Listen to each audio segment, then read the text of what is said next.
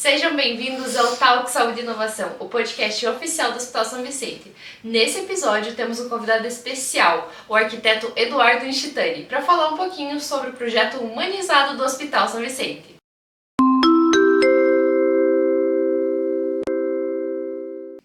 Eduardo, seja muito bem-vindo ao nosso podcast. Queria que você se apresentasse, e contasse um pouquinho da sua trajetória como arquiteto. Bom, antes de tudo, então, obrigado pela oportunidade de estar aqui. Meu nome é Eduardo, sou arquiteto. Eu sou original de Toledo, no oeste do Paraná. Fiz meu ensino médio em Curitiba, minha graduação em Londrina e lá estou até hoje. Desde que me formei como arquiteto, trabalho especificamente na área hospitalar, na área de saúde ou qualquer outra coisa que envolva alguma questão de saúde. E desde então estamos aí, lutando para a gente poder tentar mudar um pouquinho o cenário da saúde aí no Brasil e no Paraná. Então foi uma correria, foi de Toledo, Curitiba, Londrina, foi de um canto para o outro. Foi, eu sou bem inquieto nesse sentido. Então... E trabalhando agora em Guarapuava também. Trabalhando em Guarapuava também, eu vou pelo Brasil para onde for. Queria que você falasse um pouquinho sobre o que é arquitetura hospitalar e por que chamou tanta atenção ir para especificamente essa área da arquitetura hospitalar. Para falar sobre isso, eu não consigo não falar sobre a minha escolha da arquitetura em si. Porque para escolher arquitetura mesmo, não vou dizer que foi uma coincidência, porque não foi necessariamente, porque em cada uma das universidades que eu prestei o vestibular, eu prestei um curso diferente. E em cada um desses cursos eu tive a oportunidade de escolher a arquitetura e eu tinha muitas vontades, na verdade, muitas inquietações e muitas provocações para eu seguir. E quando eu estava na arquitetura, sendo bem sincero, eu estava bem desgostoso. Eu estava querendo desistir, já estava querendo sair do curso, estava desacreditado. Até que eu conheci a área da saúde. A área da saúde me abriu uma visão bastante diferente, bastante mais profunda, vamos dizer assim, do que o espaço e do que os ambientes podem fazer para as pessoas. E eu estava um pouco incomodado com a forma como estavam sendo abordados alguns assuntos, de uma forma muito supérflua, muito tendenciosa de moda e essas questões assim, e não estava me encaixando. Mas na hora que eu comecei a entender que o ambiente ele poderia ser um agente na cura e na ajuda para a melhora do paciente, para a melhora de um colaborador que está sob um estresse constante, aí eu me interessei. Aí como o pessoal fala, na hora que foi mordido pelo bichinho da saúde, não sai mais. E você falou dessa forma de cura também para os pacientes, Aqui no projeto da Unidade Cidade dos Lagos, você realmente trouxe isso de não ser aquela imagem de hospital mesmo, Ser uma imagem mais de aconchegante, da pessoa se sentir, entre aspas, mais em casa, não ter aquela sensação de hospital. E como começou essa relação com o Hospital São Vicente? Como que veio esse convite? Eu comecei a trabalhar para o São Vicente em 2014. 2014 eu ainda trabalhava numa outra empresa e nós fomos chamados porque o São Vicente ia começar um desenvolvimento de um plano diretor. E nesse plano diretor eu comecei a atuar dentro do São Vicente, dentro da unidade 1 ainda, na época, e quando a gente estava lá, nós fizemos o plano diretor, estabelecemos as diretrizes de crescimento e em um determinado momento os gestores fizeram algumas perguntas sobre a questão de uma radioterapia, como que ela poderia ser aplicada, o que ela poderia ser, como que ela poderia ser, porque ela inclusive tinha sido planejada lá. E aí o pessoal falou, mas tem um terreno, tem algumas possibilidades. E aí surgiu essa oportunidade, começou esse estudo e então foi desse jeito. Na verdade, de 2014 até 2016, se não me engano, a gente ficou dentro desse planejamento.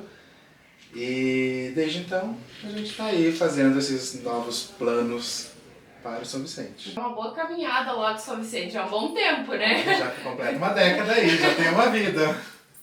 E isso teve muitos desafios, porque você criou grandes projetos, Tanto o plano diretor da Unidade 1, tanto o grande projeto que é a unidade aqui em Cidade dos Lagos, foram grandes desafios, Você pode falar um pouquinho sobre os desafios que você passou nesse momento? Nossa, foram muitos. Muitos!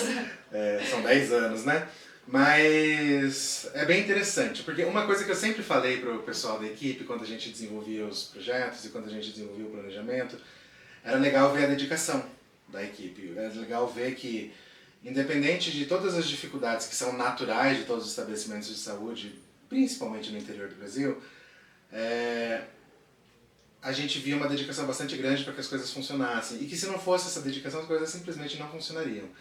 Então, é o que a gente fala, tem algumas pessoas que falam das grandes referências que a gente segue, que a gente aprende, que vivenciar um hospital é aprender a trocar o pneu do carro com ele andando.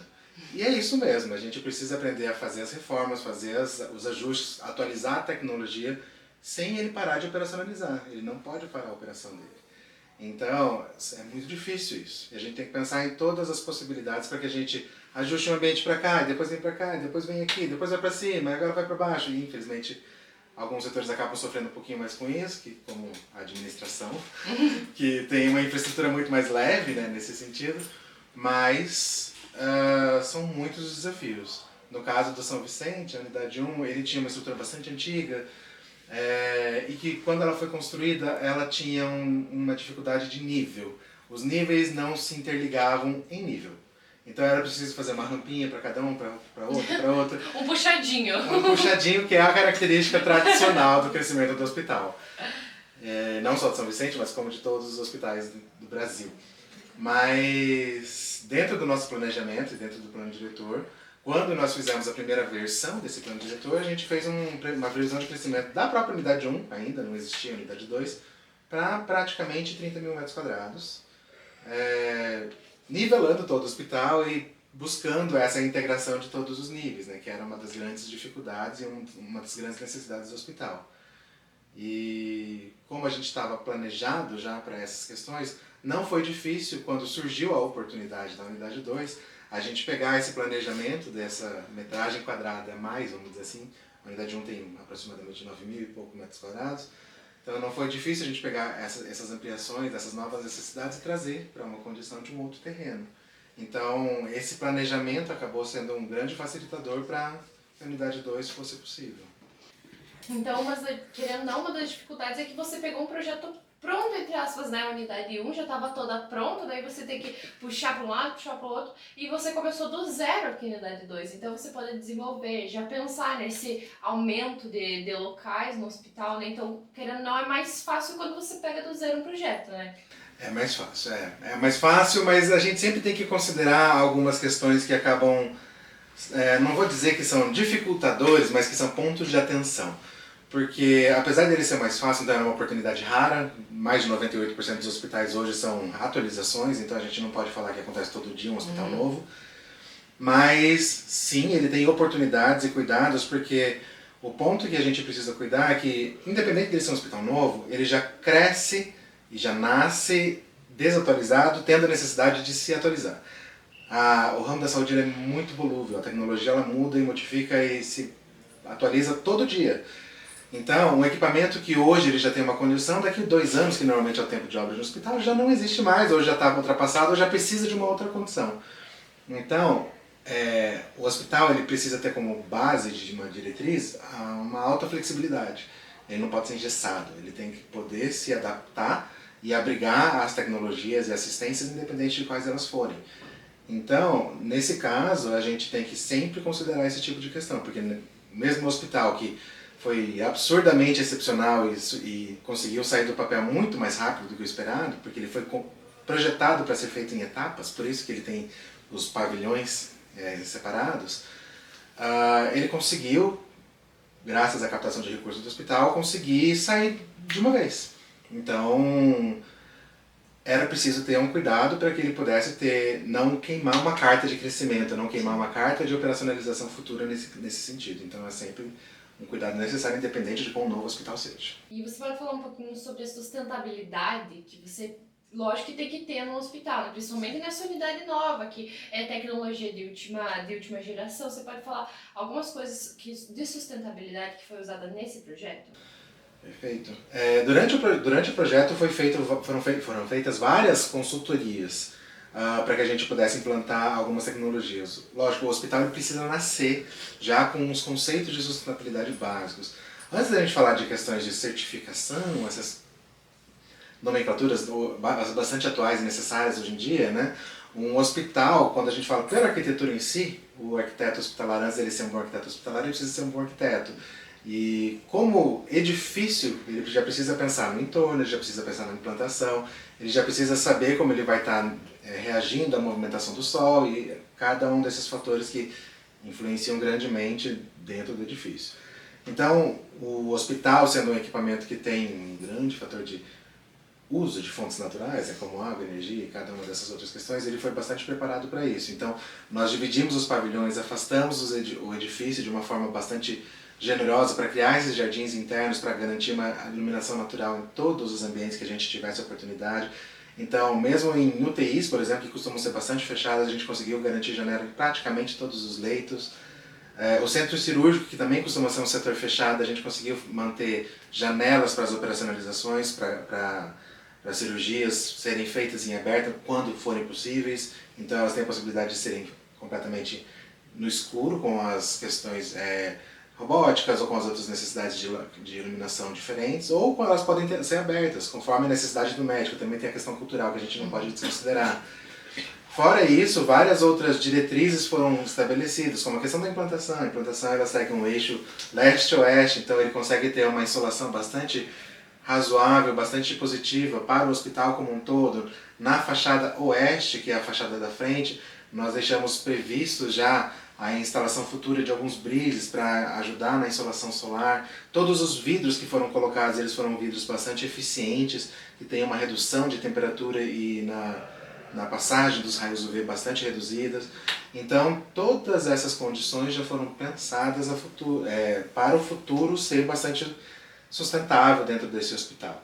Além disso, as questões de coleta de água, de cisternas, inclusive já foram previstas no telhado áreas para placas solares, então tudo isso já estava previsto dentro do hospital, é só uma questão dele tendo a oportunidade para implantar essas tecnologias. Você falou um pouquinho da robótica, você poderia falar um pouco da implantação da sala de robótica, porque a gente teve esse mês a primeira cirurgia robótica, né, agora. Então você pode falar um pouquinho como já foi implantado, né, porque o robô querendo não chegou depois você já ter planejado isso. Esse foi um dos maiores exemplos do quanto um hospital precisa nascer flexível, preparado para tudo. Porque quando ele foi concebido originalmente, o robô ainda era uma coisa um pouco mais distante. E esse entendimento de que, nossa, o robô vai vir para Guarapuava, talvez demore um pouco. Não, então pera lá, vamos ficar preparados? Não vamos ficar preparados?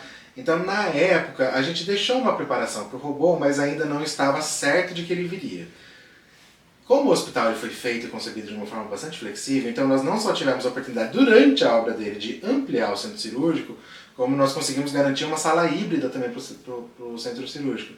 Então, a possibilidade da gente fazer esses ajustes durante a finalização da obra garantiu a chegada do robô com saúde, com segurança, para que ele pudesse fazer cada uma das coisas que ele precisa. E tem alguns pequenos ajustes, né, que a gente precisa fazer na sala para que ele seja bem operacionalizado. A posição do foco, a posição das estativas, a forma como o robô vai ser operacionalizado e a área do comando. Então, esses pequenos cuidados eles não podem ser negligenciados, porque senão o robô não funciona. E se o robô não funcionar, não adianta nada. Então você tem que prever o futuro, quase. Sempre pensar no pior caso. Não adianta. Eu queria que você falasse sobre o projeto novo, né? O Hospice, que tá aí, né? Já foi falado pelo nosso diretor, não é um spoiler que a gente soltar. Então você pode soltar. Você pode falar um pouco sobre esse projeto. O que é um Hospice, especificamente? Você pode falar sobre isso? Vamos lá. O Hospice, ele é basicamente um estabelecimento que vai fazer os cuidados paliativos para esses pacientes que de repente não têm mais uma condição clínica de fazer um tratamento para curar. E os cuidados paliativos eles evoluíram bastante nesses últimos tempos. Hoje em dia não se fala mais sobre simplesmente dar uma condição digna de morte. Hoje em dia fala sobre se dar uma condição digna de vida para todo o restante, não somente para o paciente, mas também para toda a família. Então, quando foi pensado no Hospice, isso foi um conceito que a gente trouxe para a Unidade 2, foi bastante solicitado sobre a questão da experiência do usuário, sobre a questão de trazer algumas inovações arquitetônicas para a região. Então, no Hospice também foi pensado isso. Nós pegamos alguns conceitos de uma grande referência mundial que tem já espalhado pela Europa, que são os Mega Centers, que são centros de cuidado não somente ao paciente com câncer, mas também ao familiar. Então ambos são cuidados da forma como eles precisam, independente de ser do ponto de vista assistencial, ou social ou psicológico. Então toda essa assistência, toda essa gama do ponto de vista da saúde, onde é necessário a gente cuidar desses pacientes, foi abraçada. Então quando nós pensamos no hospice, pensando nessa questão do cuidado paliativo, desse paciente bastante peculiar e que tem uma necessidade bastante diferente, inicialmente ele estava dentro do hospital, porque não tínhamos a oportunidade de fazer ele fora, que sempre foi esse desejo de ter o cuidado com a natureza. Então, naturalmente, quando nós fizemos ele dentro do hospital, nós deixamos uma varanda exclusiva para poder fazer as reuniões familiares com os familiares ali de uma forma bastante específica, uma sala da família, uma sala onde a família pudesse fazer um jantar com o seu parente ali que tivesse internado. Nós fizemos uma condição de fluxo onde a gente pudesse trazer o PET, para que a gente pudesse dar esse acolhimento, né, para o paciente. Mas isso era dentro do hospital e é sempre desejável que esse tipo de estabelecimento seja bem integrado à natureza. Então, quando surgiu esse novo terreno e essa possibilidade da gente melhorar esse setor, então foi pensado num edifício inteiro para isso. Então, esse edifício ele abriga mais de 30 leitos possíveis, ainda não vão ser inicialmente ativados esses 30 leitos, mas eles têm essa possibilidade. E dentro dele tem várias atividades que não necessariamente são tradicionais de um estabelecimento como esse. Então nós temos ali espaços que vão ter a fisioterapia, que são necessários, a gente tem espaços ali de aconselhamento psicológico, não somente individual, mas também para a família. Nós temos espaços ali para que a gente possa trabalhar com atividades de voluntariado, onde os voluntários vão ter um lugar para eles estabelecerem os cuidados deles e os equipamentos, e para que os voluntários tenham a central de descanso deles, vamos dizer assim. Então vai ser bem preparado para isso. E além disso, a gente fez o projeto de uma forma onde a gente pudesse garantir que eles também não somente fossem executados em etapas, mas para que a gente pudesse ter privacidade entre cada uma delas. Então, o hospice, ele tem uma determinada privacidade, a casa de apoio tem uma outra privacidade em outro tipo de acesso, mas eles são integrados por uma grande laje que faz enquadramento para o jardim e para o fundo de vale ali, que tem os lagos, né, lá na frente, e a capela, que faz a integração de tudo isso junto com o salão comunitário, que vão ser os grandes pontos de encontro, né, desse estabelecimento. Então é bastante interessante, é um projeto bastante inovador e que não tem um limite de potencial aí de assistência para a comunidade de Guarapava e região. E para quem não sabe, né, o hospice ele está ali perto do Hotel Ibis, né? Vai ser construído próximo ali ao hotel, próximo à entrada da Cidade dos Lagos, né? Isso. E o nosso foco como Hospital São Vicente, né, é a humanização. E querendo ou não, a humanização já está no começo dos projetos, até na parte da arquitetura já, né? Sempre. Então ele está muito ligado à humanização. E eu queria que você falasse um pouco sobre uma dificuldade, né, sobre o plano diretor. Eu queria que você explicasse o que é um plano diretor para as pessoas. E é uma dificuldade, né, querendo ou não. Você pode explicar um pouquinho sobre o plano diretor da Unidade 1? Vamos lá. Bom, primeira coisa, o plano diretor é sempre uma coisa muito complicada, é sempre uma coisa bastante técnica e muito abstrata. Então nem todo mundo consegue ter o vislumbre do que e do porquê ele é importante. Porque quando a gente fala, nossa, o que vai ser o hospital daqui a 10 anos? Nossa, nem sei, a gente precisa resolver as nossas situações aqui agora, puxa vida. Mas é justamente isso, se a gente não para olhar sobre o que a gente busca para daqui a 10 anos, alguém vai trazer essa necessidade pra gente, ou então essa necessidade vai passar por cima da gente e a gente vai ser atropelado por ela, ou então o hospital simplesmente não vai ter a capacidade de abraçar essas novas possibilidades que vão chegar até ele. Então, o plano diretor nada mais é do que uma ferramenta para ordenar, hierarquizar e, vamos dizer assim, trazer aos olhos de cada um dos gestores aonde é que vão ser aplicados esses investimentos, como eles vão ser aplicados e qual vai ser o tamanho desses aportes para cada uma dessas etapas de implantação. Então, dentro desse plano diretor, a gente estabelece uma hierarquia possível de leitos futuros, um tamanho que ele vai ter o prédio no futuro, como que ele vai ser implantado, quais vão ser as etapas, quais vão ser o diagrama de precedências, onde para você fazer uma coisa você precisa desabrigar outra, então você precisa fazer essa ordem de precedências necessárias. Então, essa ferramenta, esse plano diretor, é uma ferramenta para os gestores botarem debaixo do braço, andar para o hospital para lá e para cá, para eles saberem qual vai ser a hierarquia das transformações que vão ser necessárias para que o hospital ele possa ter essas transformações feitas com saúde. Então, justamente para que a gente evitar, por exemplo, que um edifício ele seja implantado num lugar onde depois ele vai inviabilizar um crescimento futuro desejado para o hospital, ou um setor que vira e mexe acontece, agora a gente precisa de um setor novo, de uma sala nova para não sei o quê. E tem um espacinho, o pessoal põe lá. Às vezes aquele espacinho é o espaço que precisava para botar um elevador para um edifício futuro. E agora não tem mais. Então a gente vai precisar diminuir o edifício, vai precisar quebrar outra coisa. Porque aquele espacinho foi ocupado de uma forma inadequada. Então, o plano diretor ele tem essa visão, ele tem essa necessidade, ele tem essa condição. Ele serve para isso, para ordenar os investimentos e a forma como o hospital vai crescer no futuro. Então, ele é bastante abstrato. Mais do que um projeto, que já é algo abstrato, o plano diretor ele é mais ainda, porque o plano diretor não é um projeto. O plano diretor ele viabiliza os projetos futuros. Então, nesse sentido, quando a gente fala de um plano diretor, como o da unidade 1, por exemplo, de uma unidade centenária, a gente sempre tem que considerar vários fatores. Um deles é, o que você acabou de falar, a humanização. As pessoas estão no centro de tudo. Então, a cultura local, a gente faz uma entrevista com todos os gestores, a gente faz uma entrevista com os chefes de setor, a gente faz uma entrevista com os administradores, a gente faz a possibilidade, a discussão de, olha, você já viu essa tecnologia? Essa forma de operação? Ah, não funciona para vocês? Por quê? Ah, entendi. Então a gente vai entendendo qual é a realidade administrativa e da forma como cada uma das chefias e formadores de opinião levam cada um dos setores, para que a gente entenda como que aquela cultura organizacional se estabelece, para que a gente possa trazer cada uma das situações, e aí a gente divide em 3 etapas básicas.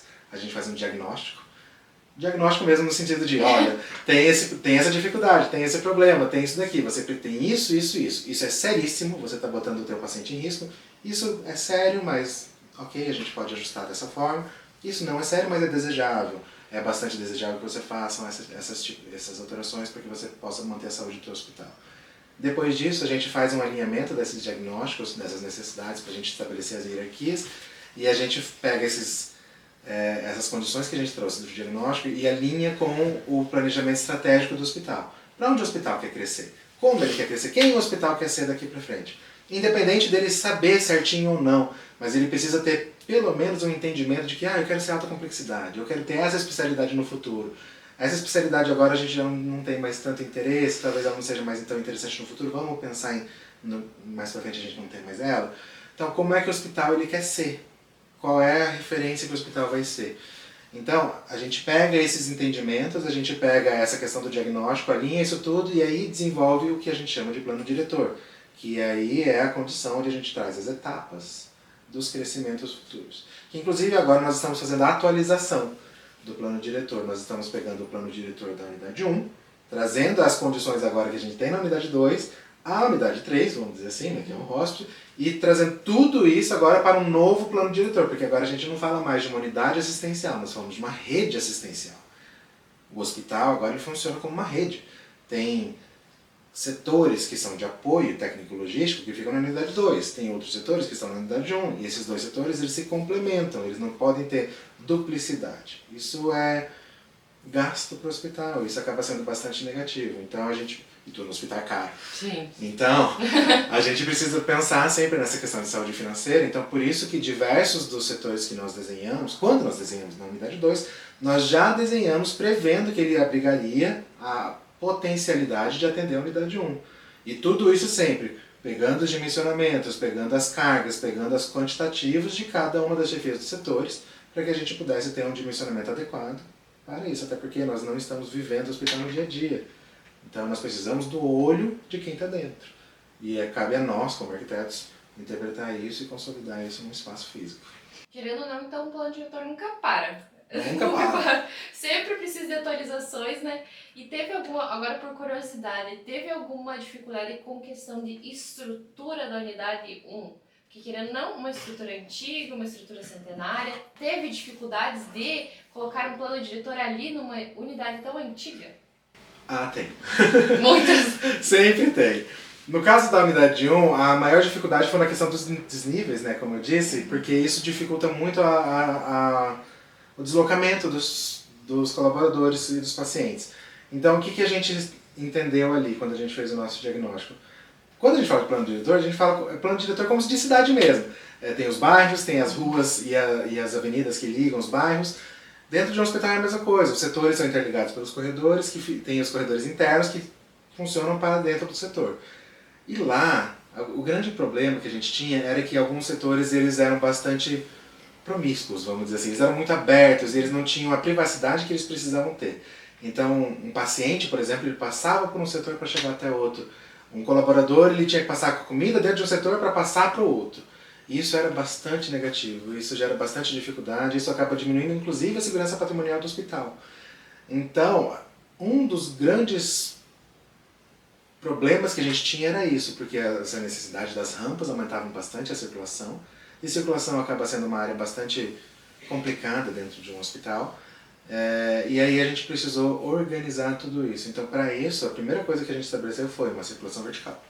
A circulação vertical nova, que ela interligasse todos os pavimentos e pudesse dar essa condição de acessibilidade a todos os pavimentos. Porque nem todos os pavimentos eram acessíveis. Então não é que não tinha área, mas a área não era acessível para todas as atividades. Então, tanto que quando nós fizemos a primeira reforma do centro cirúrgico, nós tiramos algumas coisas do centro cirúrgico, colocamos essa parte administrativa do centro cirúrgico para cima, porque era onde a gente não tinha essa acessibilidade, a gente precisava melhorar o funcionamento dele, mas como a gente não tinha esse espaço. Então a gente conseguiu fazer isso dividindo o setor em dois níveis diferentes. E agora, com a atualização do plano diretor, é o grande objetivo, é a gente trazer, antes de tudo, funcionalidade para todos os setores, para que eles possam se comunicar de uma forma bastante saudável, que é o grande ponto, né? Que é o que a gente fala de controle de acesso. Eu quero agradecer a tua presença nesse podcast. Eu vou te chamar de novo para falar sobre o hóspede quando eu tiver Vamos lá, estou à disposição. mais próximo, porque são grandes projetos, né? O Hospital São Vicente está virando, como você falou, uma rede, né, de cuidado. Então, muito obrigada pela sua disponibilidade, muito obrigada por tirar essas curiosidades que são muito importantes, né? Pensar que a humanização vem já do começo, até da parte da arquitetura, já é pensada essa humanização. Com certeza. E, na verdade, esse é o grande ponto, né? É muito interessante ver que tem alguns profissionais que consideram o hospital como equipamento, não é arquitetura. Eles falam que o hospital não é arquitetura. Eu não podia discordar mais. Eu discordo plenamente em gênero, número e grau, porque não faz sentido algum. Se tem um lugar que a arquitetura precisa estar bem feita, precisa estar bem pensada para um paciente que está sob um alto nível de fragilidade, tanto físico quanto emocional, um colaborador que está em um nível de estresse gigantesco o tempo todo, é o hospital. E o hospital ele vai ter uma divergência, seja cultural, seja de função, seja de entendimento, gigantesca. E se o hospital não pode abrigar esse tipo de situação, então onde vai ser abrigado isso? Então o hospital, mais do que tudo, ele tem que ser muito bem pensado, ele tem que ser pensado para as pessoas e trazer um grande benefício para as pessoas. Dando esse conforto da unidade 2, principalmente, né, os quartos serem tão... Quarto de hotel, vamos dizer assim, né? Vamos falar dessa forma, um quarto tão aconchegante, né? Porque a pessoa já está passando por um momento difícil. Se ela tiver aquela imagem de hospital mesmo, assim, parece que fica mais doente ainda, né? É exatamente isso, até por isso que nos conceitos de hotelaria hospitalar hoje, quando a gente fala dessa questão de hotelaria, do acolhimento do paciente, a gente fala de uma forma absurdamente diferente do que se falava anteriormente.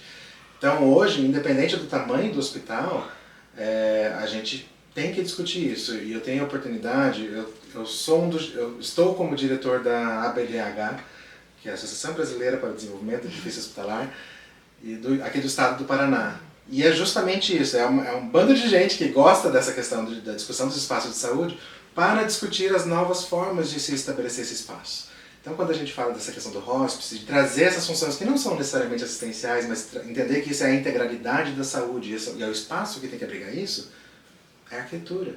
A arquitetura precisa fazer isso. Ah, mas o espaço ele precisa ter fé, mas ele tem que abrigar assistência. É claro que ele tem que abrigar assistência. Ele tem que abrigar assistência e tem que abrigar muito bem. Mas ele precisa oferecer a condição para a assistência também ter a segurança dela, a privacidade dela do descanso.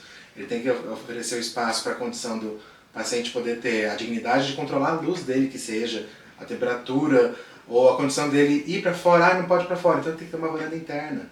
Ele tem que ter uma varanda para ele poder pegar um ar fresco, para ele poder ter essa troca de ar. Isso é necessário, isso é mais que necessário. Então não pode ser negligenciado. E uma das maiores experiências que eu tive na minha vida foi aqui no São Vicente mesmo, de confirmação nisso tudo, quando a primeira etapa de implantação do câncer. É que foi em várias etapas, Foram né? várias.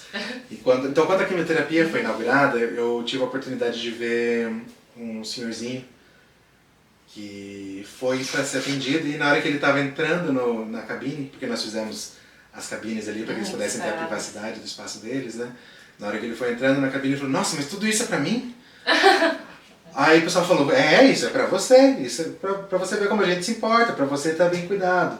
E aí ele começou a dar uma choradinha ali de emoção, porque ele podia controlar a luz dele, que ele tava com um pouco de fotofobia. E aí, não deu. Aí eu tive que ir pro banheiro também dar uma choradinha, porque é isso. É entender que a individualidade humana tá ali sendo considerada e alguém tá pensando nisso. E é muito importante você estar pensando nisso, tanto para os nossos pacientes, né? Tá pensando até nessa questão de humanização, é muito, muito, muito importante no tratamento tanto da onco, tanto de outras especialidades, mas é muito importante ter pessoas como você se importando com essa humanização dos hospitais. Muito obrigada. Imagina, eu que agradeço, ixi. Tanto pelo teu trabalho, tanto pela tua presença. Muito obrigada. Eu que agradeço e fico à disposição para o que precisar. Muito obrigada para você que acompanhou o nosso podcast até aqui.